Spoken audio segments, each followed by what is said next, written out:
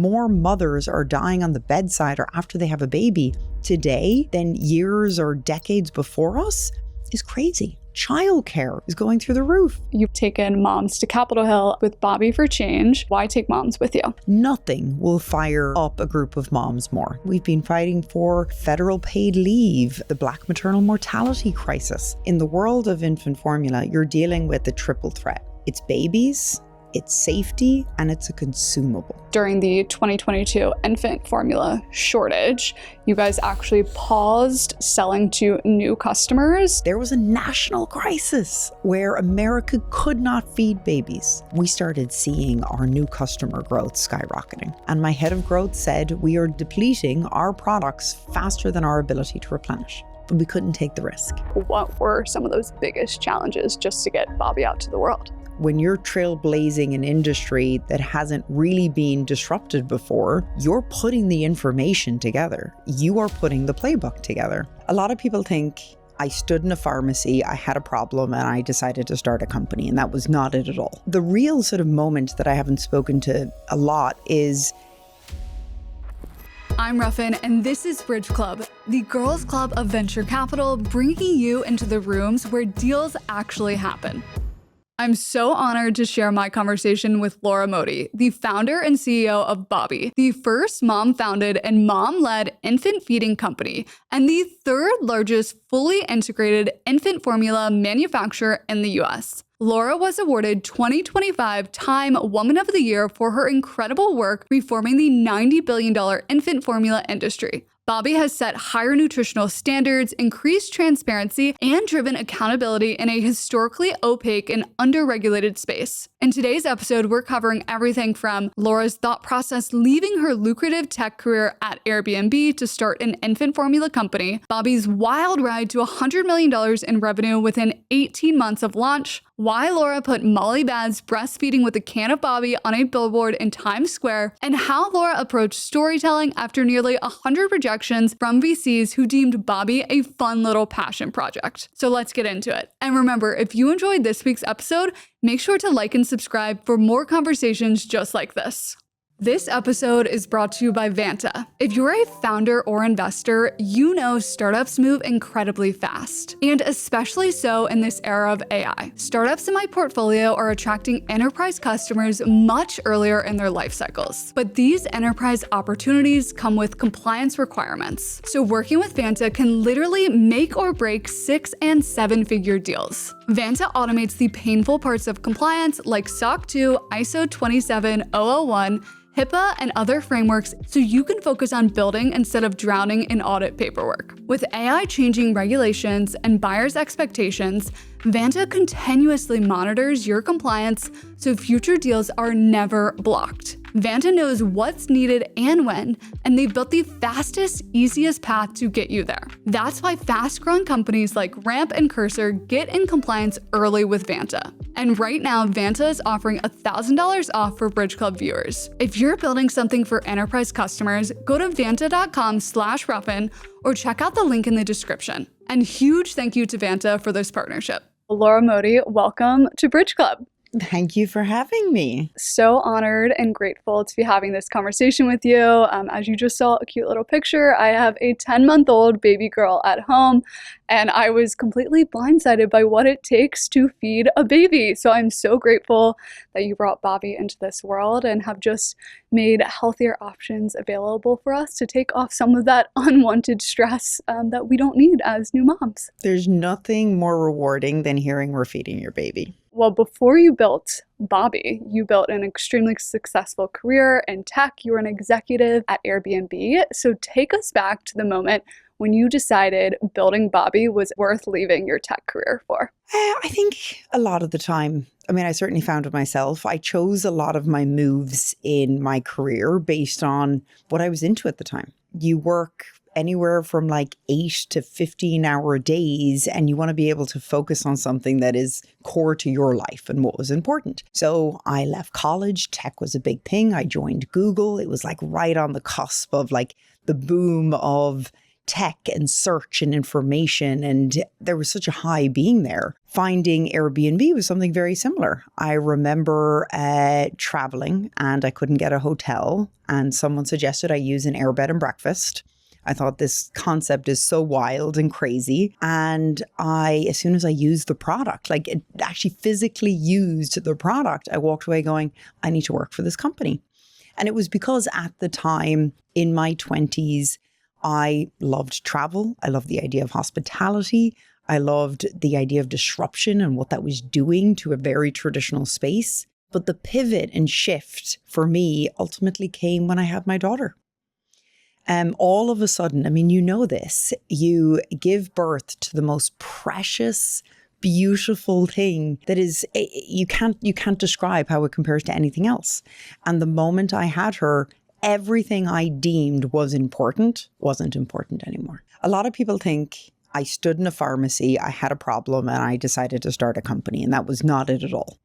I was 40 pounds overweight. I was an emotional wreck. I had a fever from a mastitis. I had an infection essentially of my breast tissue. And that led me to stand in the middle of a pharmacy trying to choose a product to feed my baby. So everyone's heard sort of the tried and repeated founding story of this.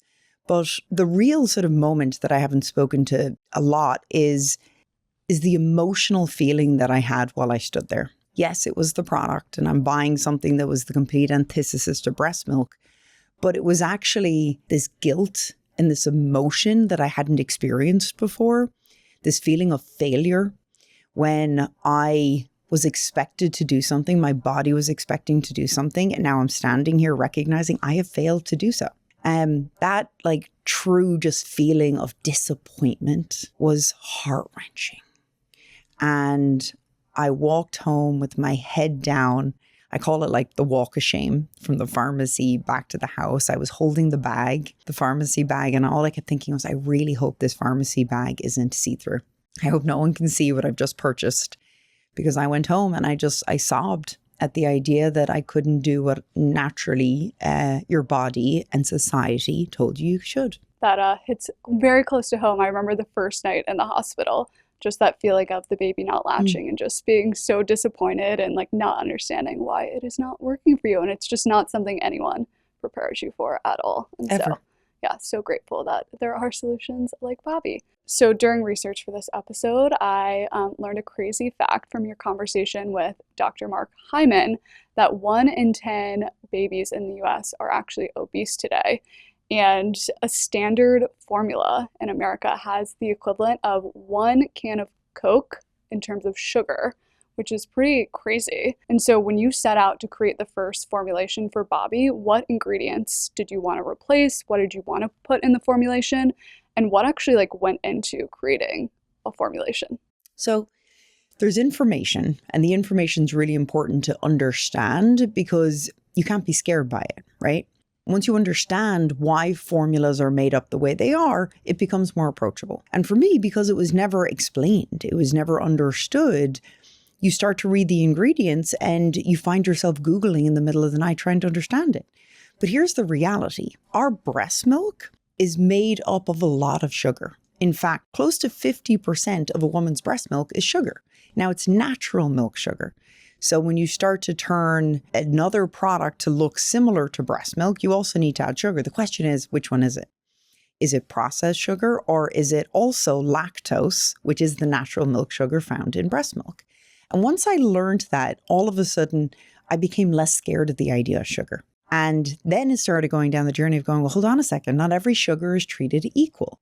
And a baby who is born fully term, who doesn't have any sensitivities, shouldn't need a processed sugar. They should be able to have a natural milk sugar in the same way that breast milk does. So that was the first, sort of big push. And I would say it was also the learning journey, right? And I would say even health professionals, just the knowledge of that alone is peace of mind. So much unknowns out there, especially when you are becoming a new mom. That's so it's right. amazing to have just the facts and information to make the choices that you want to make for you and your Exactly. family. Walk us through. So you had no background, obviously, in creating something like an infant formula.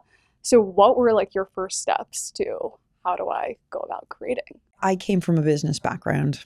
business and marketing and finance. So, I was acutely aware that my science background wasn't there. I couldn't whip up a formulation. I had a dream and a vision, and I had gone on my own research journey to say, these are the ingredients I want. This is the nutritional outcomes I want. But how do you actually make that happen? This might seem painfully simple, but I just started Googling formulation experts. I searched for a baby formula expert. I landed on a baby formula expert. Got to start somewhere. Got to start somewhere. Reached out to that person, asked for a phone call. Phone call led to a small consulting agreement. Again, I'm sort of radically simplifying to say I probably did that to about 20 to 30 people every night for multiple weeks. And then you get a certain conversion of those that would respond and say, I'm happy to have a call and I'm happy to work with you. But it took a lot of reach outs, cold reach outs. So obviously the formulation process was one of those early challenges in getting Bobbie off the ground. You also were entering this highly regulated space of infant formula. I believe you were also pregnant with your second child when you were getting Bobbie off the ground. So, so many challenges in the early days. But from your perspective, what were some of those biggest challenges just to get Bobbie out to the world? On the surface, Bobbie and infant formula appears to be a CPG product. But what a lot of people forget is it's one of the most highly regulated food products in the industry. So while it's a food, it's also the sole nutrition for the most vulnerable audience. And it is regulated by the FDA. So if the FDA is food on one side and drugs on the other, infant formula falls right in the middle. And for me to say that today, the knowledge I had to go through 8-9 years ago just to understand that took quite the journey. There was no yellow pages of infant formula manufacturers. There wasn't even a clear pathway to understand how do you work with the FDA or how do the regulations work. So I would say the challenges initially was when you're trailblazing an industry that hasn't really been disrupted before, you're putting the information together. You are putting the playbook together. There was no AI. There was no ChatGPT you could turn to understand it. So that took a lot of, like I said, pulling experts together and going deep with them. So I imagine one of the very big challenges you faced early on, after you launched, you had about 100 customers and the FDA actually came knocking at your door, which must have been terrifying as a new early stage founder. And it was around misproper labeling and marketing of your product. And so would be curious to understand how that really impacted the future of Bobbie and how your team now balances that, line of innovation and also safety. That was one of the first moments of recognizing that I was entering their industry, not the other way around. Now, coming from the world of tech, in many ways, you hear the word disruption a lot. And people sort of go up against these Goliaths in the industry and they push against the status quo. This was my first moment of going, you can come in and you can evolve and change and provide choice and options, but you are also entering someone else's industry. And it was a very grounding and humbling moment to say we can change, but we're going to have to also go at the pace and the education and bring people along in that journey. So our labeling didn't match the regulations for what infant formula required in the US. And we had to pull back that product. We had to reestablish a new supply chain. We had to get new approvals. We had to bring the FDA along. The FDA had to bring us along. And it ultimately took another 18 months. Lots of learnings. To be fair, building a company in a space that you're looking to change every day. You fall, you learn, you pick something up. But truly that moment was one where now I sort of look at this going, what is the pace that's appropriate to create change with? And I think over the last 8 years, we probably asked that on a weekly, monthly basis. At the time, how did you keep your investors and your team motivated? Because launching and then pulling back for about 18 months, that's, a significant stretch of time. Trial and error, right? I think first it was a lot of open communication. I operate under the belief that you put your integrity and your heart out there and you always bring people along on the journey. And, yes, moments like this can be scary. The job of a founder and CEO is when they do hit rock bottom or you have these lows and bumps, that you got to bring people along so they know how to go along the rise with you. Honestly, it was a lot of communication, I think, is the biggest learning. Transparency goes a long way. Always. From being a startup employee, I can tell you that. And also transparency, even when it's hard and it's not something people want to hear. Over the years, there has been many moments where explaining the position of the market or where we're at in our own growth or our own product journey has been moments of this news isn't great to share, but it's the right thing and it's transparent. And that ultimately builds trust. And I think for any founders listening, it's so reassuring to hear that there are bumps in the road and, always, you just have to get through those and push through to the other side. But it, even for some of the most successful companies like what you've built at Bobbie, that is the case. Always. Yeah. Your team has been able to deliver not only healthier options for all of us moms out there, but you've also been able to really destigmatize, talking about how we're feeding our babies. I think as a new mom, one of my least favorite questions to get still today is, are you still breastfeeding? And I feel like no matter what answer I give to someone, it's kind of met with a little bit of judgment. But you guys have really paved the way and destigmatized conversations around that. One very iconic campaign you did was with Molly Baz. You put her on a billboard in Times Square, had her breastfeeding, and put a can of Bobbie beside her. So tell us what that campaign meant to you and your team, and what did you want it to mean for the world? I think what a lot of people don't often know about me is they assume I started a formula company because I love formula. I have 4 children. I've breastfed all of my babies. In many ways, I'm mildly obsessed with breast milk and the magic and dynamism of what breast milk can offer. Nothing, by the way, nothing can ever compare. And because of that, when one can't exclusively give something that you absolutely adore, then you want to know that you can give them what is best as an alternative. And Molly is a great example of this. She was representing motherhood in all of its glory, doing 1,000,001 things, breastfeeding and formula feeding, while building her own company and building her identity. She represented so much of what mothers go through. And when we were chatting with her, and she was mentioning that she had transitioned her baby to be combo feeding to formula, but she's also breastfeeding, it was the perfect moment to say we have to feature that. Because yes, we are selling formula, but we're also destigmatizing what it means for you to be able to feed in all of the ways that parents are feeding. 70% of parents today are combo feeding, or they'll combo feed at some point along their journey. So we got to get rid of the sort of this binary feeling that it's one or the other. So Molly, for me, it represented everything for what the company started for, the DNA of who we are, the customers that we serve, and it just shows every version of it. I mean, even you got to see it, like the dynamics of everything that was on the counter and how she was dressed and everything. It was very beautiful. Chef's kiss. Very iconic. Yes. Loved seeing that all over socials. It was such a cool splash. So through campaigns like the one with Molly, you've just built this like incredible movement that I think people that aren't even moms yet or dads yet want to genuinely be part of, which is, you don't see too often with other consumer companies. It's pretty amazing.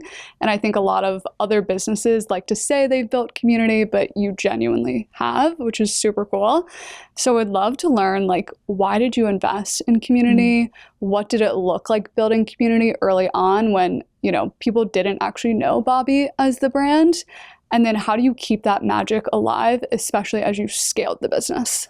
Maybe this comes a little bit back to my Irish roots as well. I think community is everything.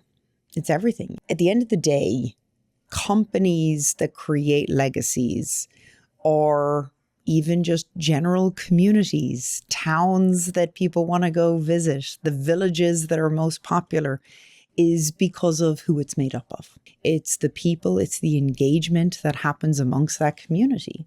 And brands are made up of those that use it. We use the word customers a lot, but really, like, the ultimate compliment is a customer who's part of a greater community.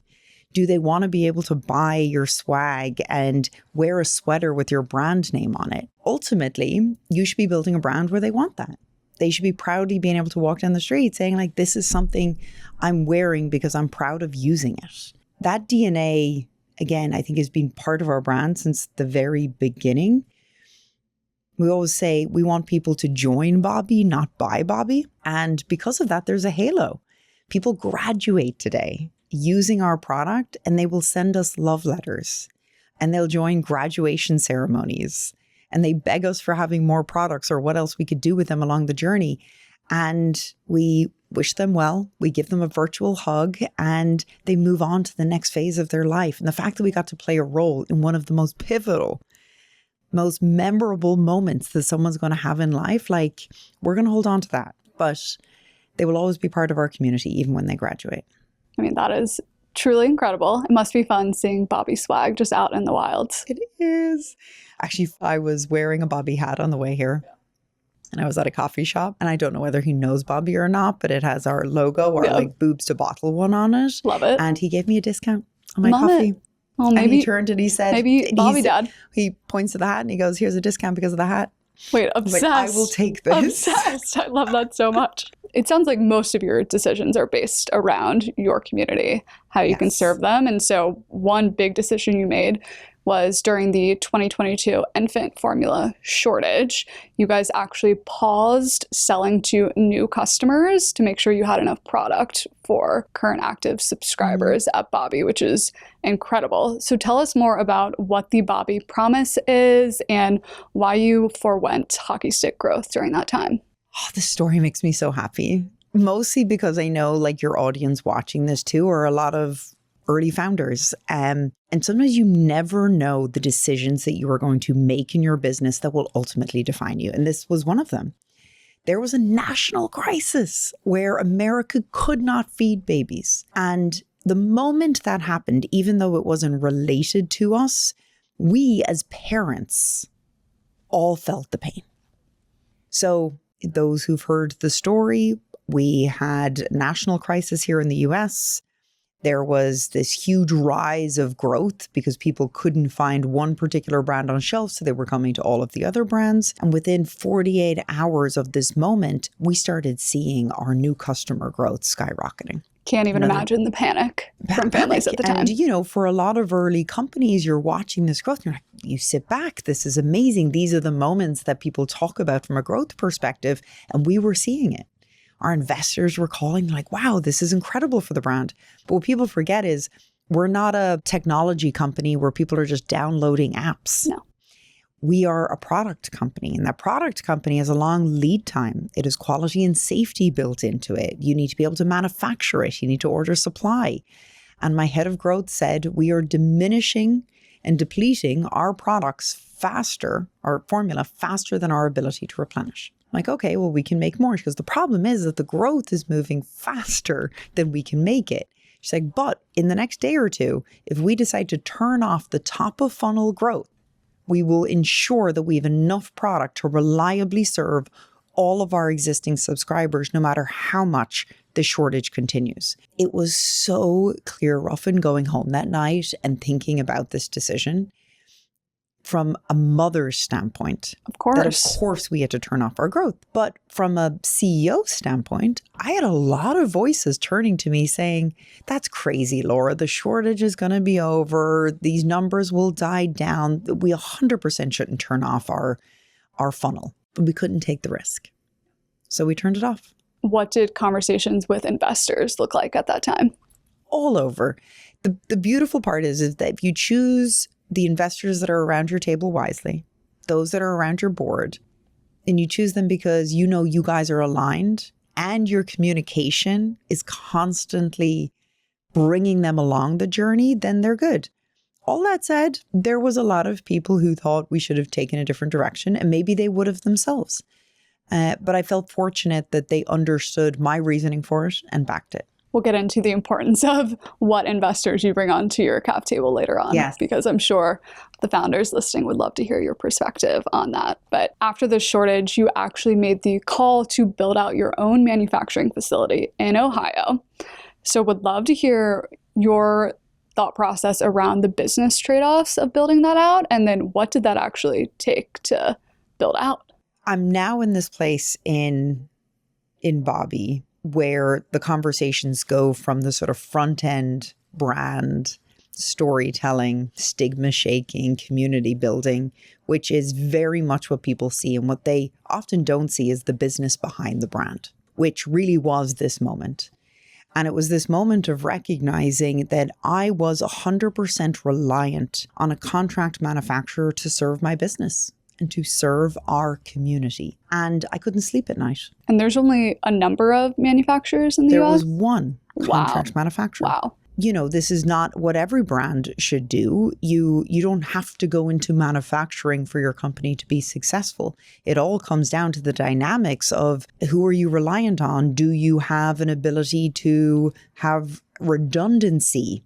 God forbid that person can't serve you. That was not the position for me. So I went to bed every night going, I don't feel like I have the control over my own destiny, that at the rate that we are growing, I feel like our customers deserve to have. I want to be able to control every touch point, every point of supply, every piece of quality and safety in the same way that if I'm feeding this to my baby, I know I'm overseeing it. So it was a journey of convincing the same group of investors who I said, we don't need to own manufacturing, that's crazy, to actually, I take that back. Now I think we do. And even that pivot to go from having a very steadfast belief in one thing that you needed to do or not do, and then change that belief, that is its own journey of bringing people along. So we ultimately decided to buy manufacturing. Well, to be fair, it was a question of building or buying, and you go on your discovery. We found a fabulous facility, the most newly built modern facility in 40 years from the ground up. Wow, incredible. Here in the US, in the heartland of the country, in Ohio. The team that work on this product at this facility every day are the most incredible humans. Incredible. I'm so grateful for them every day. And they treat every ounce of formula that comes off the line like it was feeding to their babies as well. So obviously, from the manufacturing standpoint, there's risk in terms of supply, availability, but also safety and health risks. And I saw right before filming this episode that I think 2 of the recent recalls that we've had in the past year were actually linked to a milk supplier. And so would be curious to hear, obviously it's terrifying, especially as a new mom. I was just looking into adding in formula to my feeding journey around one of the first recalls that happened due to infant botulism.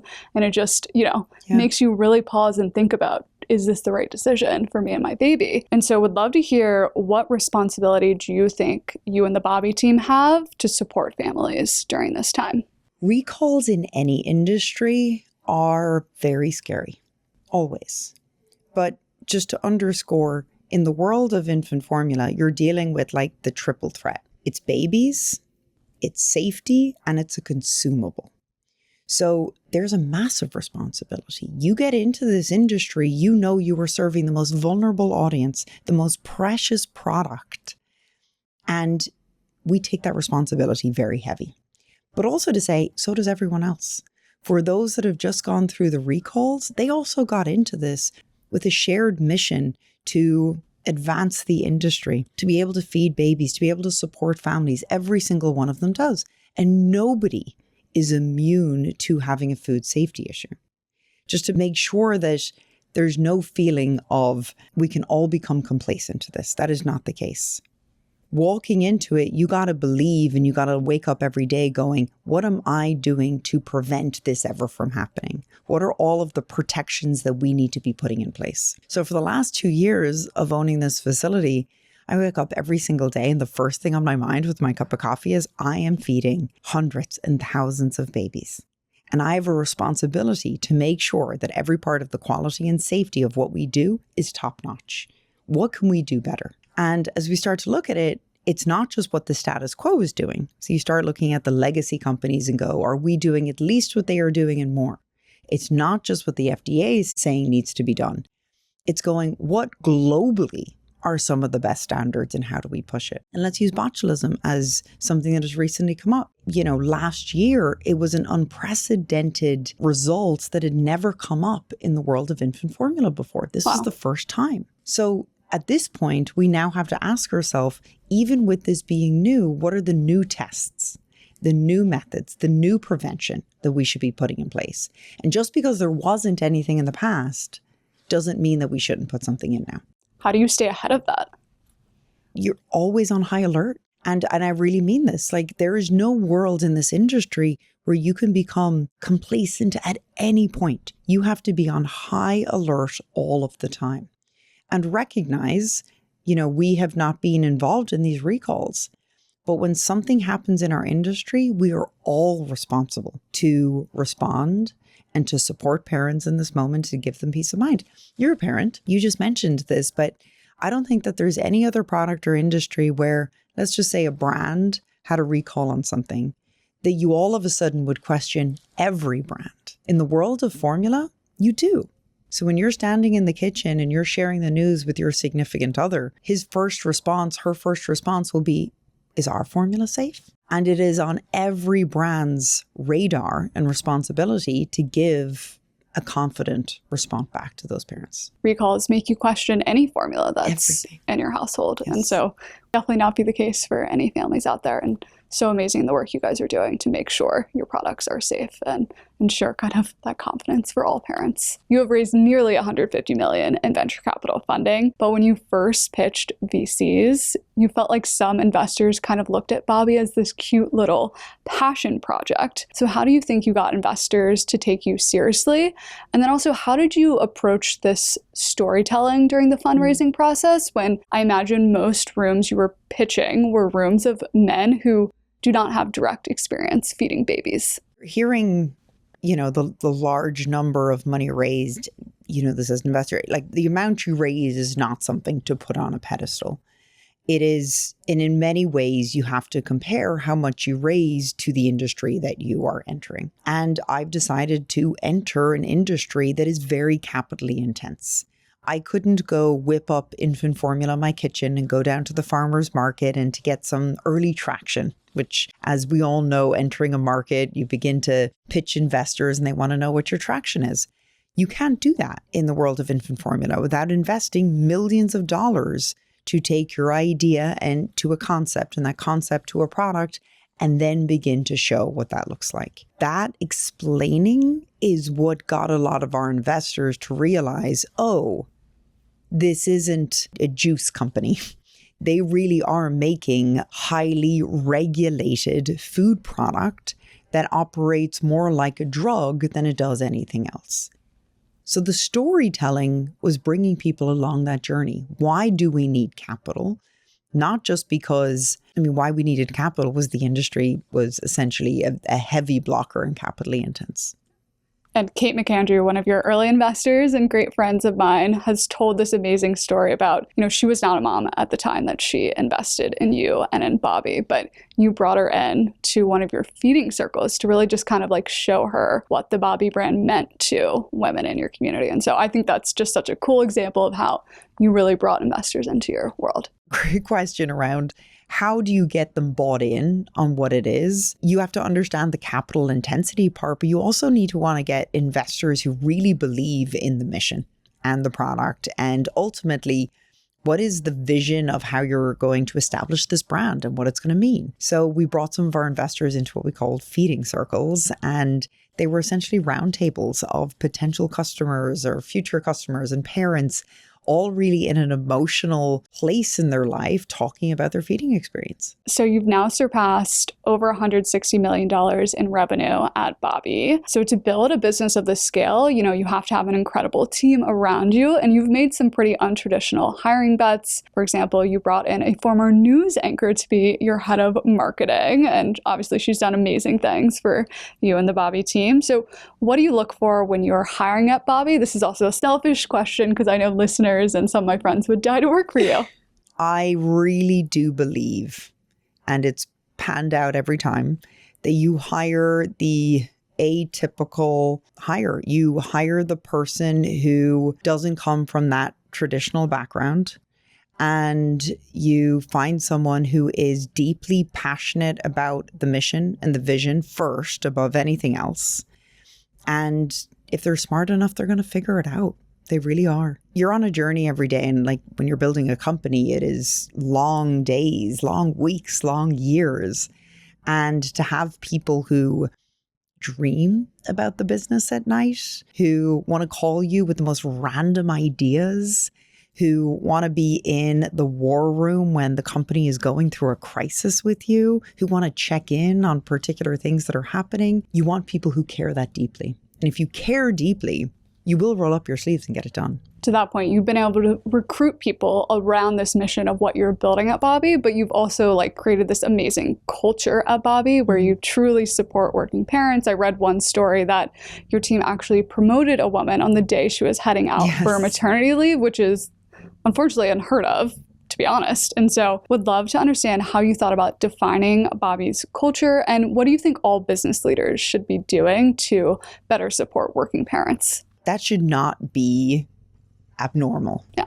Just to be very clear. I think, first off, more women should be in positions where they can go on leave freely and they feel like they can come back to a secure position. And then secondary to that, they should feel like that their promotion is not going to be questioned just because it happens, their pregnancy happens to be off on the timing with when the promotion cycle is going to be. But I keep hearing that that is the case. We've hired a lot of those that are pregnant.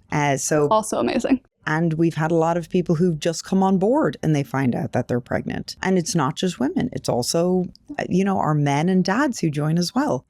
So I think a part of this is we are a company that is serving parents, that is serving babies. And when you look at your actual product and who you're serving, you got to ask yourself, what are the policies around you that support the actual product and industry by which you're serving? And you got to walk the walk. Well, thank you for setting a very good example for other companies out there. Hope to see more change in the next few years from other business leaders out there. So outside of building Bobbie and everything you're doing, you've also taken moms to Capitol Hill a number of times with Bobbie for Change to lobby for a number of things. So what are the changes that you've made so far that you're most proud of, and why take moms with you? So where the impetus of this started, which was Bobbie for Change, was Kim Chappell, who's our chief brand officer, came forward when she heard about this unjust policy where women who had undergone a mastectomy were given a free breast pump instead of insurance to cover formula to be able to feed their baby. Now, they can't get breast milk out. Insane. So it is insane. And it's a gap. And when you start to look at policies that are created ignorantly, meaning they're just ignored, and we forget the audience by which we're serving, nothing will fire up a group of moms more than realizing this is unjust. So that was the impetus to say we should be fighting for policies that feel broken and we should be supporting parents. And ever since then, we've been fighting for federal paid leave and the Black maternal mortality crisis. The fact that more mothers are dying on the bedside or after they have a baby today than years or decades before us is crazy. Childcare is going through the roof. You start to look at all of the things that surround our customers' everyday concerns, from the health and safety of childbirth to having the paid federal leave to be at home to be able to feed their babies if they wish to do so. These are things that are near and dear to our customers, so we fight for them. How can we all support what you guys are doing with Bobbie with Change? If they all care about this, you are already part of the community. Go to bobbieforchange.com. You can sign up to be part of the newsletters. You'll get all of the updates. And what we'll do is we'll send around opportunities to write your local rep if we're looking to push something through, or to be part of a campaign. Every so often, whenever there's, let's say, a natural disaster or a crisis, like the LA wildfires, we decided to dive in and to be able to support anyone who was in a position where they now don't have the food to feed their baby. We cover them for an entire year. So incredible. To the rest of their journey. Even if you weren't a Bobbie customer, we covered you. It's incredible. Final question before we move into rapid fire. Ooh. So you're a mom of 4, building your business and your family at the same time. And I think many of us kind of find ourselves in the peaks of our careers while also building our families. And I think something I've very quickly realized is that you just really can't do it all. And so I'm not going to ask you, how do you manage to do it all? Because I don't think that's realistic. So better question for you would be, how have you learned to manage and cope with mom guilt? I have a story that was a pivotal moment where I really shook that mom guilt. It was really, really hard for a few years. And it was the early days of building my family, I felt like I was constantly pregnant. I feel like this is the first time I'm not fully pregnant.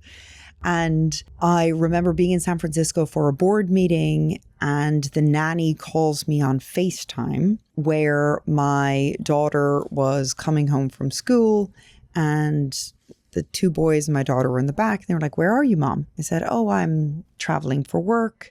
And they're like, "Oh, we want you to be here." And I was like, "You know, guys, what I do? I feed babies." And my daughter goes, "Well, we're your babies. Come home and feed us." Ruffin, my heart, like, being dropped. so far away, I can't even imagine that phone call. I was so emotional, thinking I am dedicating myself to feeding all these babies. And I have my daughter almost in tears wanting me to go home and feed her. And I remember going home and I was riddled with guilt. I picked up some gifts at the airport and I go home to her, and it must have been playing on her too. She gave me a big hug when I came home and she said, "Mom, those babies are so lucky to have you." Aww. And that response was a realization that she understood. And she is watching what I am doing. She gets it. I see it now a few years later. And I think I sort of dropped a bit of the guilt when I realized that there's trade-offs with everything you choose to do. And I'm happy with this trade-off. And I'm trading off, yes, feeding and dedicating myself to many other babies. And I do so with mine as well. But I've accepted the trade-off. Well, so appreciate you sharing that, because I know that's something I'm learning to manage and cope with, and a lot of my new mom friends as well. So really appreciate it. Okay, final rapid fire series. So would love to know, what is some advice that you ignored when building Bobbie that has maybe turned out to be true? I think early on, there was a lot of advice about making sure that we get into retail early. And we started as a D2C business, and that was great for the first year, but it became quickly apparent that parents wanted the confidence that they could also go down the street to Target, that they could pick it up at Whole Foods. So, unlike a D2C only brand, you want to be available that people can go pick you up in a pinch. I love my Target day of panic, last minute ordering. Those SOS cans, you just need them. I wish I could plan ahead, but I'm not one of those people. What is your secret to getting past imposter syndrome? Owning it. Truly, truly. I think there is a lot of, how do you get past it? And it's like, no, I own all of the things I don't know. And my God, that list is long. And nothing gets me more excited than knowing, here's 3 things I don't know. Oh, and they know yep. I don't know. Learning opportunity. I'm going to go dig in. I'm not going to go to sleep tonight until I study this topic and become a little bit more familiar with it. And then surround yourself with people who do know it. Love that. I think there's so much comfort in knowing that none of us could possibly know everything. That's just not how the world works. Yes. Also, sometimes I feel like that's easy to say as a CEO and co-founder as well, where you're looking at this going, you have the sort of permission to be an imposter in this world. It is important for founders and CEOs to give that permission to their team as well. Hire people because you know they want to be in seat, but allow them not to know a million things and let them be imposters and figure it out. Nobody should be in seat trying to know it all, ever. 100%, especially in a startup environment. Yes, it's dangerous. So important. Yes, Love that. What woman has been the biggest advocate for you in your career? Right now, just because I've shared the story, I will say my daughter. My 10-year-old daughter, Mary, who is the impetus to start Bobbie, name Bobbie, is my biggest champion. I hear her whisper about it to her friends. I hear her celebrate my wins. And I continue just to watch her learning journey, and it inspires mine. So cute. I'm sure she's the proudest little daughter. So sweet. And what impact do you want to leave for the next generation of women? This is a quote from, it's an Irish poet. It's from an Irish poem, which is, knowing that your future will be another woman's past. Your actions that you take tomorrow, next week, into the future will one day be the history of someone else. If there's anything that I want women to know is that you have an opportunity to shape history. That is wild when you think about it. It may not exist today. It may not exist tomorrow, but you have an opportunity to change what page 85 looks like in that history book for a future woman. That's really exciting. So everyone has a role, and they can all sit at the table and they can shape history. genuinely gives me chills. Thank you for ending us on that note. Well, Laura Modi, thank you so much for coming on to the show. It's been just a true honor getting to know you and hearing more about your journey building Bobbie. Where can everyone find you? Where can they find Bobbie? No need to find me. You find Bobbie at Bobbie on Instagram. My Instagram is Laura Claire Modi. And yeah, Amazing. Thank you for having me. Thank you so much for being here.